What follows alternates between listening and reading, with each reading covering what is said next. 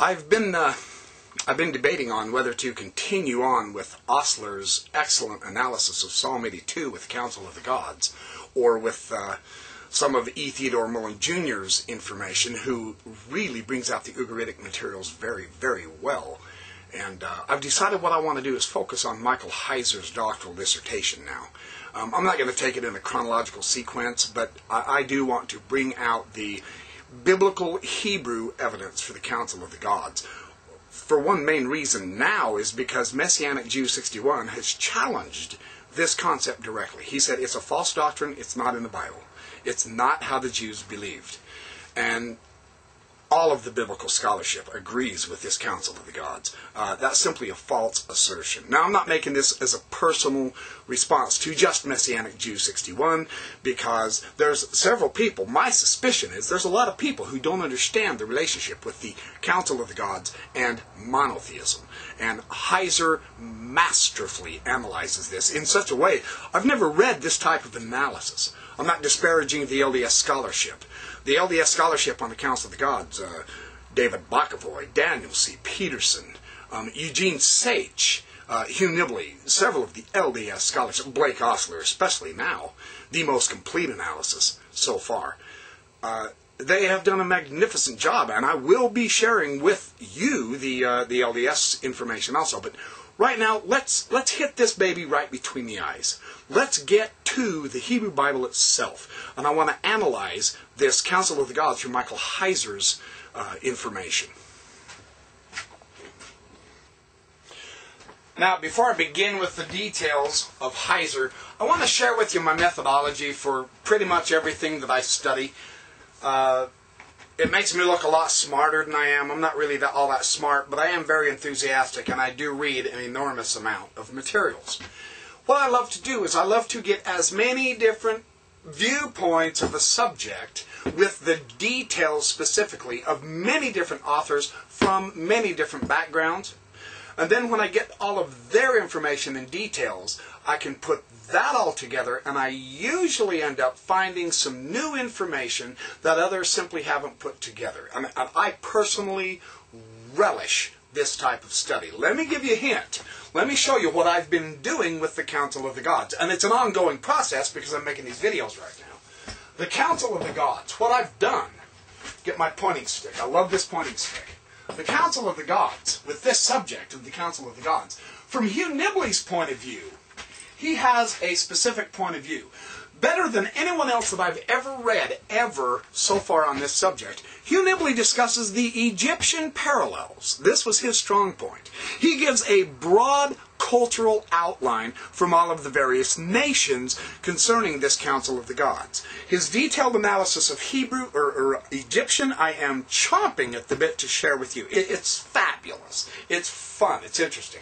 Because most of the other scholars say, well, there's not that much connection with the Egyptian. We'll go with the Ugaritic, the Canaanitish, the Syro-Phoenician, the Mesopotamian, the ancient Ugaritic and Babylonian and Assyrian and so on and so forth.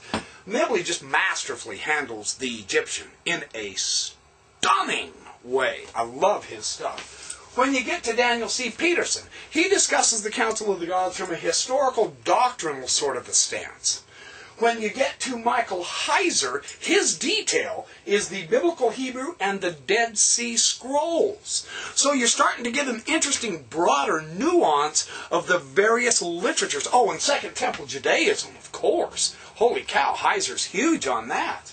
Then you get to Blake Osler. He handles more of the philosophical, more of the Old Testament, New Testament, and creation ex nihilo aspects. Then you get to Frank Moore Cross Jr. He is the expert on the Ugaritic Hebrew and the historical aspects of this Council of the Gods. When you get to E. Theodore Mullen Jr., he really brings in the Ugaritic materials as a powerful background to the rest of the Council of the Gods. And then he brings in some of the Hebrew also. When David Bokovoy from the LDS end, he gives the Hebrew LDS details. And then you have Mark S. Smith, who concentrates on the polytheism, monotheism aspect. So you have, at a minimum, and I forgot to put up Morgenstern here, whose spectacular microscopic detail of just one chapter in the Bible, Psalm 82. Several of these scholars, Bokovoy, for instance, and Heiser and Osler, they utilize many of the different scriptures in the Hebrew Masoretic text, and they bring out the Greek Septuagint also. But the specific details of Morgenstern out of the Hebrew Union College Annual is fabulous also. I forgot to put that up. So you have 1, 2, 3, 4, 5, 6, 7, 8, 9, 10. Well, there's a good dozen. You have Kingsbury and several others as well. I can't name them all because there's so many of them right now. When you get all of these different views, when you get all these different nuances, when you get the subtle backgrounds, when you get the specific analysis of a certain chapter in relation to the Dead Sea Scrolls from one scholar, and you get an analysis of that same chapter in relation to the Ugaritic texts, then you get the same comparison of that Hebrew chapter with the New Testament idea, you start getting a much fuller, rounder, deeper understanding of the entire concept of the Council of the Gods. This is what I've been working on for, say, the last, several weeks anyway, as I have time. Heiser is by far the top dog on the Hebrew information, and I'm going to concentrate on some of his stuff tonight. Now, Heiser, because of his particular slant, his bias, if you will, his slant gives the LDS a challenge. We don't all see eye to eye on everything. What is seen eye to eye, what is absolutely established, is this Council of the Gods. And they mean that literally. We're not talking lesser beings of holiness, such as the Malachim, the angels, or the judges, the Shoftim. We're not talking that. We are talking the Elohim. We are talking gods. I want that firmly realized. Heiser's masterful at this, and I will jump into his stuff. So with this type of an approach, that's what makes me so excited to share all this information with you. So let me jump on to Heiser. And what I want to do is I want to explore some of the his Hebrew context of the Hebrew Bible. I want to show you how he is translating and interpreting the Bible. And he's very bold. He's very bold. He's bolder than any LDS scholar I have ever read when he really sticks it to you on what the Hebrew means. And his evidence is so masterful because he uses the computer Bible programs. He uses the computer Dead Sea Scrolls programs. He's got information and analysis now that no one's come up with before. And it's very powerful. He wasn't thinking, his dissertation's 1994, I believe. He wasn't thinking of the LDS. Trust me, but he's done our homework for us in a huge manner. He disagrees with Mark Smith's evolutionary concept of the early part of Israel had the Council of the Gods, and then they evolved down to lesser divine beings so that the Jews could accommodate monotheism. This is Mark Smith's. That is what Heiser is disagreeing with on Mark Smith. I personally believe Heiser makes his case. I truly do.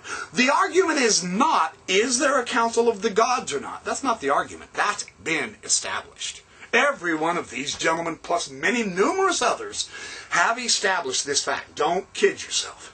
The Council of the Gods is solid. It's real. Michael Heiser goes into the angelomorphic Christology of the New Testament and the Son of Man and Son of God doctrines in the New Testament for both Jesus and all of the rest of us. And he says the basis of this doctrine is this Council of the Gods. So this is big stuff. This is big stuff. So it's time to get to Heiser. Let us partake. Now, for some reason, and I don't know why, bless their heart, I was given a complimentary copy of Michael Heiser's dissertation. Someone purchased this for me. Thank you very much. But it didn't come with page numbers. So So what I've done, my reference may not be Heiser's original page numbers. So